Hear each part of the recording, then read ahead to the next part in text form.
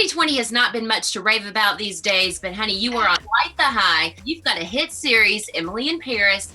So, you've come to teach the French some American tricks? Has anyone noticed this is a very dysfunctional workplace? I think you're the one bringing the drama. I'm so happy season 2. Thank Congratulations. you. Oh my God, I'm so excited. You know anything about it? Can you give us anything before you leave I it? don't know anything yet. We're all having those conversations, but I know that we all want to get back there as soon as possible. Right? The wardrobe, the hunks. I just need more So parallels. fun. And you just got engaged. So how are you feeling about all your successes? I know, I love it. You got to do it, you know. I know. It's always like, what? Sorry, what?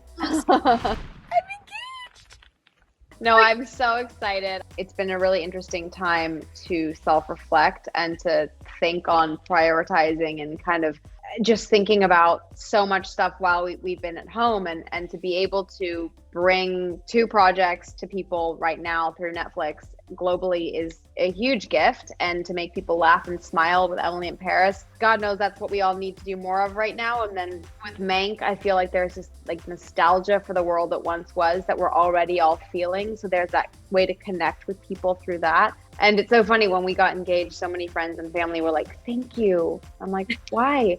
They're like, thank you for giving us something to look forward to. I was like, oh yeah, we totally did it for you guys. Right. You're so awesome. But it has been, yeah, I'm very grateful. I'm grateful for a lot of things right now. As you should be, young lady. Are you having fun with all the wedding planning? Is Charlie any good at planning things for the wedding? It's fun. We're having fun. It's like, this is like a fun part. You get to think about all those things you've, as a young girl thinking like, oh, what do I want one day? It's like, now you get to actually play and have conversations about it. I hope I see little Redford in the wedding, because he's just... He's like sleeping right now. I don't know where he is. I know, mine is too. He's right behind me. But let's talk about Mank. Don't flatulate. You're not writing an opera. But I am writing an opera.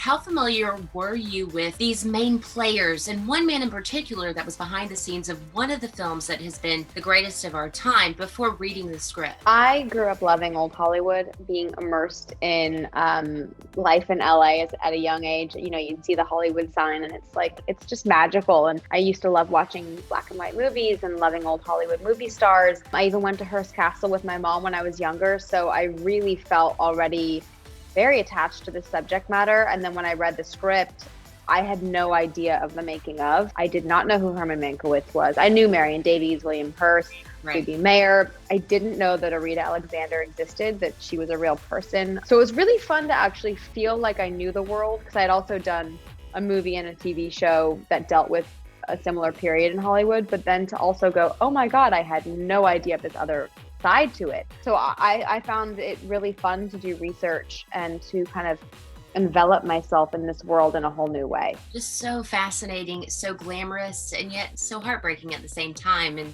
certain elements of the film. Everyone wanted Mank to step away from creating Citizen Kane, from writing it, because it was so controversial. Has there ever been a time in your career when your team was like, Lil, you shouldn't do this project, and you said, you know what? I've got to, I want to, and everything turned out just fine after you did do the project? It was less my team, and I think just people close to me in my life that were concerned or worried in the pursuing for myself of doing To the Bone, because it's a movie based, about eating disorders and mental health, and that being something I had been open about having gone through myself.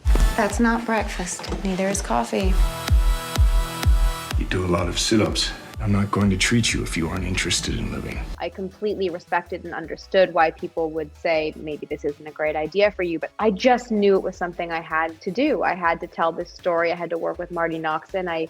I had to be the voice that got to tell Ellen's story, because of my experiences and the healing process of it. And I just knew that playing this character would allow me to heal in a new way. And to tell the story was so important. It's something that globally, no matter who you are, what age you are, you can relate to or have empathy for in a greater way. So I knew it was something much bigger than myself, and that I had to do it. And it's one of my most treasured, proud experiences and project, because of the outreach that it's had and kind of the impact that it's had not only on me, but I think people that have seen it. Wow. And so it had an impact on you and then allowed you to maybe fully heal from your experiences as well. I just think that art is healing, and sometimes you can have your experiences play into your art, and how that can really help one another. And just to be able to tell this story and lend my experiences and my knowledge, I think was really quite powerful. Now, as someone in the public eye, look, you deal with how people perceive you all the time, be it based off of what's being seen, what's hearsay. We see a little bit of that in the film as well, but as someone in the limelight, how do you handle it all?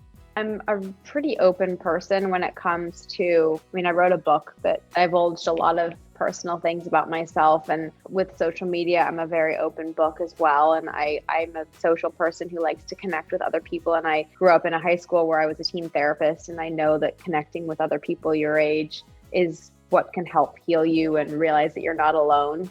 And we're all craving that now more than ever, because there's something very, lonely about where we've all been in our homes, not being able to see people that we love as much as we have been. So I think that owning your own story is just really important.